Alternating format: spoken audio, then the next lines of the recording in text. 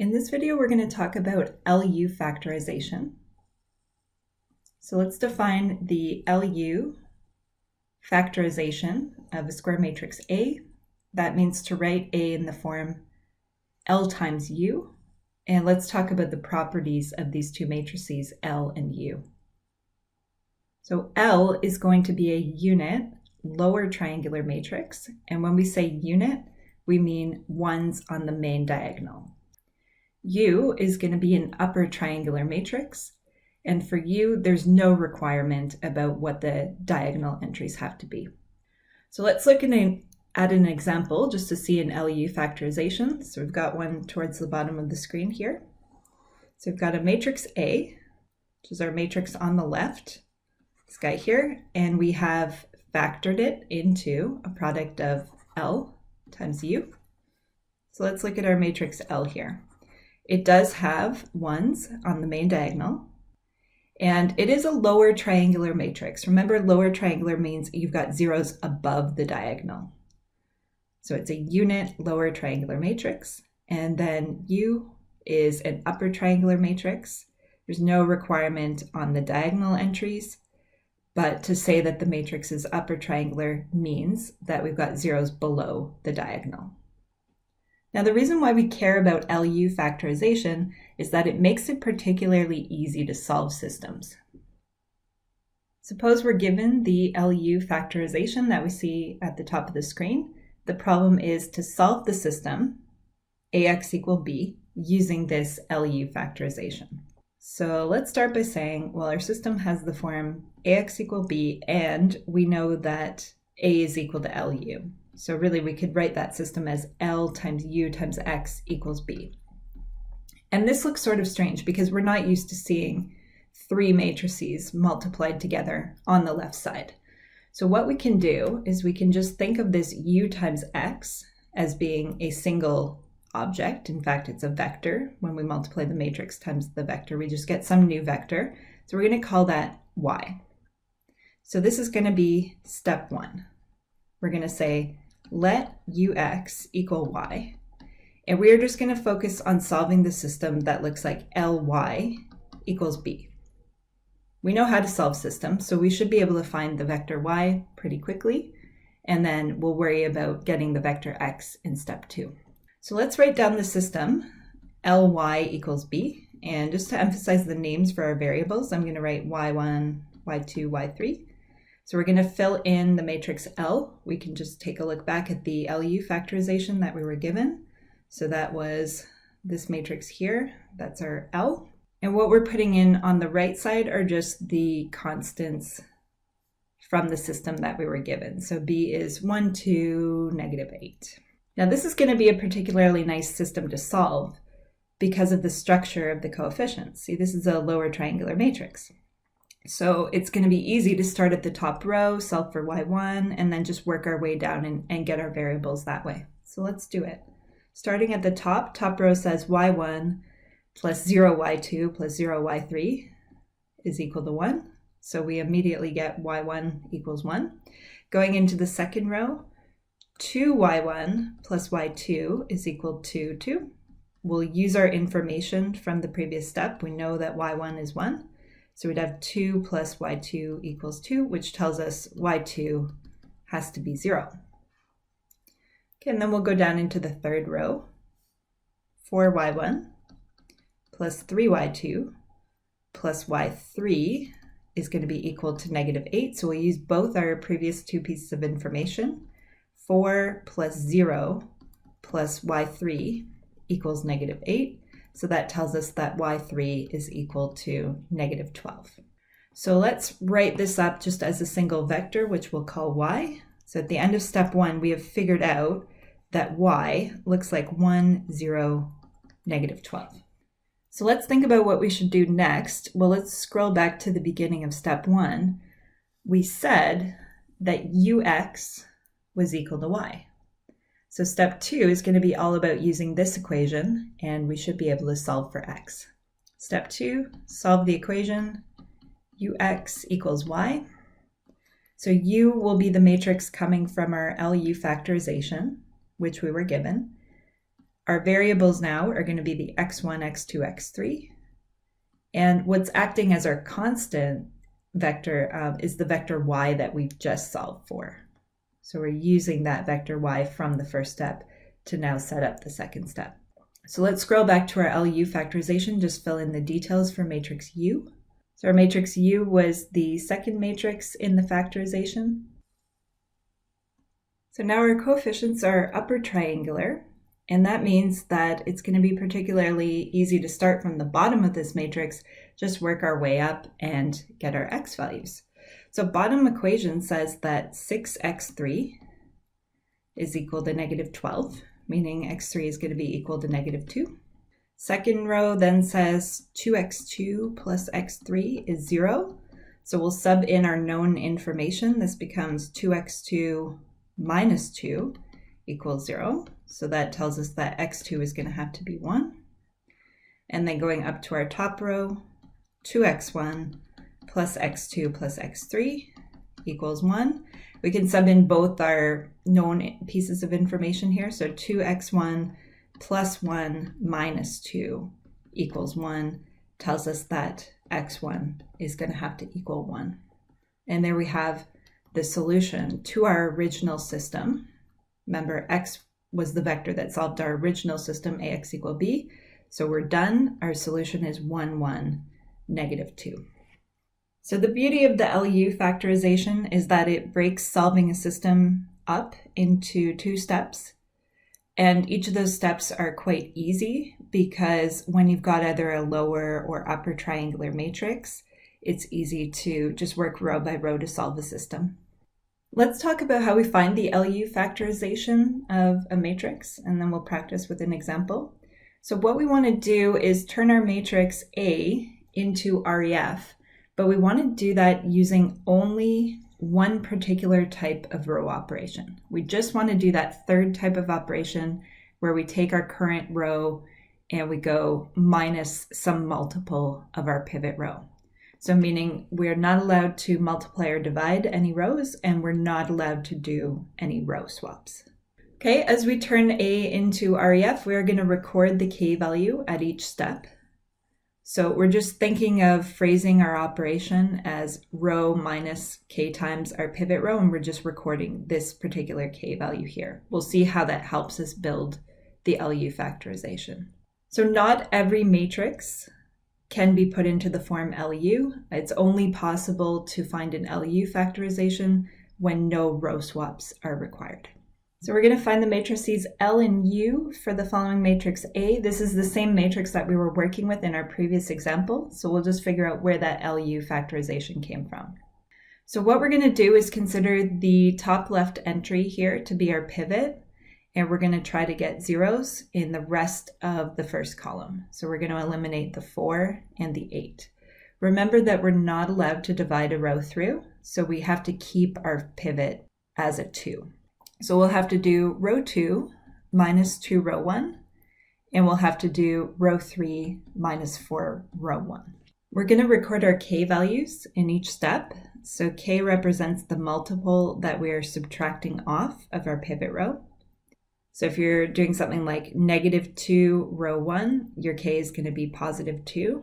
If you're doing something like row 3 minus 4 row 1, K is going to be positive 4. And if we were adding a multiple of our pivot row, then K would be negative.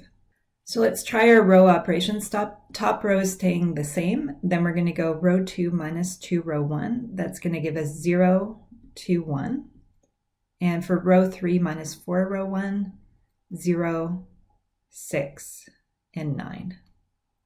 So we've just done exactly the correct operations to create zeros in these two positions here. So now for our next step, we're moving down along the diagonal. This is going to be our pivot for the next step. And we are trying to get this matrix into REF. So meaning we're only interested in getting zeros below the diagonal. We don't have to worry about eliminating the 1 in column 2, but we do want to get rid of the 6. So we're going to go row 3 minus 3 row 2. It's whatever row we're on, minus plus or minus some appropriate multiple of our pivot row, where our pivot row is row 2. So row 3 minus 3 row 2 is going to be the right operation to create a 0 in this position. Okay, so our bottom row is going to look like 0, 0, 6. And we can record the k value. So what multiple did we subtract off of our pivot row? 3. So there's always a sign change. If you're going minus 3 times your pivot row, k is positive 3. So we'll recopy our top 2 rows there. Okay, and now we've got enough information to write down our LU factorization. So the REF gives us the matrix U. That's the general way that you're going to construct U for the LU factorization, is just build your REF and then say this thing here is equal to U. So that part's done. And then let's think about how to construct L. Well, L is a unit matrix, meaning it's got ones on the diagonal by definition. It's a lower triangular matrix, so we know it's got zeros above the diagonal. The entries below the diagonal are actually the k values. So that's why we recorded the k values as we went through this process. So if you think about what k value we used to get this entry, for example, it was k equal 2. So k equal 2 goes into that position. So you could say you're putting the k values in the appropriate entries. The k value we used for the bottom left was k equal 4. So we'll throw that in there. And then the k value for this position here came from when we did that step there, that was k equal 3. So that is how we build L in general for the LU factorization. And so we've solved the problem. We found the matrix L and the matrix U. Let's talk briefly about why this works. So let's start with the 3 by 3 identity matrix. And let's write down the elementary matrix for the following row operation. So suppose we take row 2 and we replace it with row 2 minus 2 row 1. So thinking back to elementary matrices, that means just perform this operation on the identity matrix and write down what you would get. So the top and bottom rows would be staying the same. And then if we perform the operation row 2 gets replaced with row 2 minus 2 row 1, we would produce this matrix here. So we'll just call that E1, or you could call it E. That's usually what we call elementary matrices. Okay, now let's think about the inverse of that matrix. So the inverse just encodes the reverse operation. So the inverse would be encoding the operation where we take row 2 and we replace it with row 2 plus 2 row 1. So in other words, we just have a positive 2 in this position here rather than the negative 2. So when we built our matrix L, we looked at what operation did we need to do to get our matrix into REF, and then we changed the sign on the multiple of the pivot row and created something like this. So we were really encoding the inverse operation. So you could say matrix L undoes the operations that turn A into U. Well, if you phrase that in a less awkward way, you'd be saying L turns U into A. And if you want to phrase that in the language of matrix algebra, you would say when you apply L to U, you get the matrix A. So that's why when you want to find the LU factorization, you just run through your row operations. You try to get A into REF, and then by making that sign change, you're really encoding the inverse of each row operation. If you put all those together, then you have this matrix L that undoes those row operations. So that's a little bit of insight as to why that process of building L and U works. So we're going to do one big problem to finish this section. We are going to find the LU factorization of the matrix A, and then we're going to use it to solve the system. So let's say step 1 is to find L and U. So what we're supposed to do is take our matrix A and put it into REF. So I've just recopied the matrix A here, and we'll run through our row operations. So 2 is going to be our pivot, and we're going to have to do some row operations to eliminate the 3 and the negative 1 in that first column. So if you wanted to think in terms of a bit of algebra, you'd be saying, well, I have to go 3 minus something. Let's go 3 minus k times 2 equals 0, and that would be a way of solving for k. So 3 equals 2k. In other words, k is going to have to be 3/2. So we'll encode that over here. So k is 3/2, and the actual operation that we're doing is row 2 minus 3/2 times row 1. In a similar way, if you want to ask yourself what operation we need to do, well, we're going to go row 3 minus k times row 1, and let's just figure out what that k value would be. So we'd have -1 minus k times 2, and the point is that we want that to equal 0. So -1 is going to equal 2k. In other words, k is going to be -1/2. Okay, now the operation we were talking about was row 3 minus k, row 1. So that means we actually need to go row 3 plus 1/2, row 1, and the actual k value is -1/2. So top row stays the same, and then we'll do the operation row 2 minus 3/2 of row 1. So that's going to be 0, 5, 4.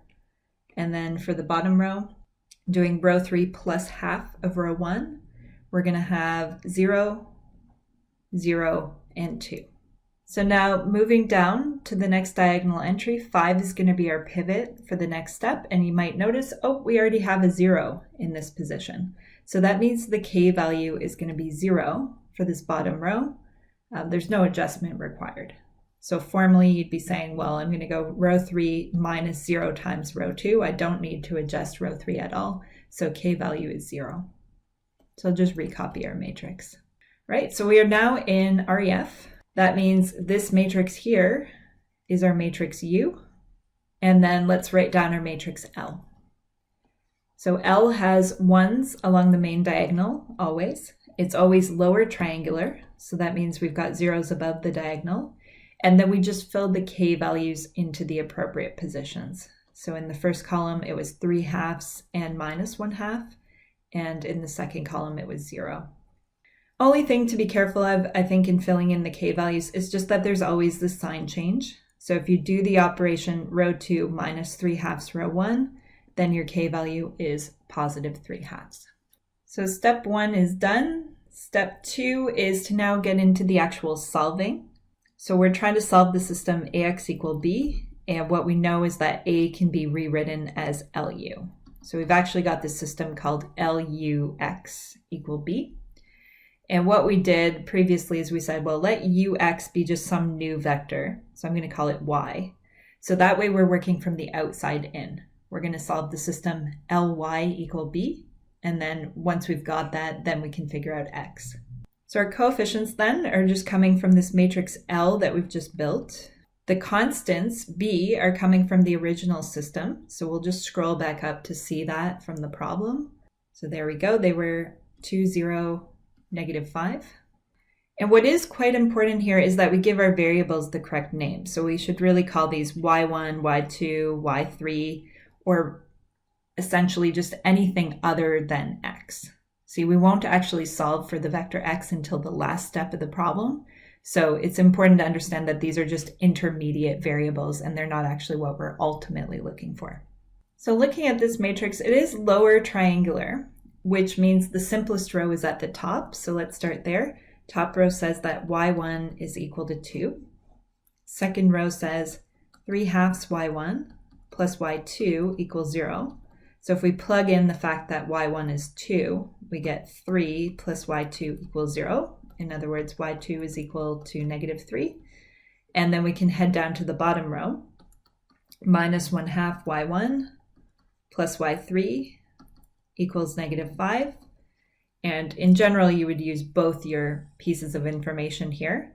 In this case, we just need to know that y1 is 2. So we'd have -1 plus y3 equals -5, which tells us that y3 is equal to -4. So we'll just write that up as a single vector. So vector y, 2, -3, -4 when we put our variables in the correct order. So final step of the problem now. Let's recall that y was just a name that we gave to ux. So what step 3 is going to come down to is solving the system ux equal y. So now our variables are the x1, x2, x3 that we're ultimately looking for.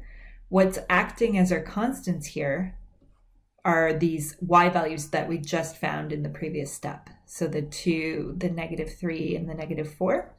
And then we'll use the u from the LU factorization that we found. So because this matrix is upper triangular, the simplest row is sitting at the bottom, so that's where we'll start. 2x3 is equal to -4, which tells us x3 equals -2. And we'll just work our way up from there. 5x2 plus 4x3 equals -3. Sub in our known value, so 5x2 minus 8 equals -3. And solving that equation tells us that x2 is equal to 1. And then finally, we can go up to the top row. 2x1 minus 4x2 plus nothing equals 2. So subbing in our known value for x2, we get 2x1 minus 4 equals 2. In other words, x1 equals 3. And there we go. We have solved the system. So we'll just write that up in vector form. x1 should always go in the first position. So it should be 3, 1, -2. And that's the solution to our original system.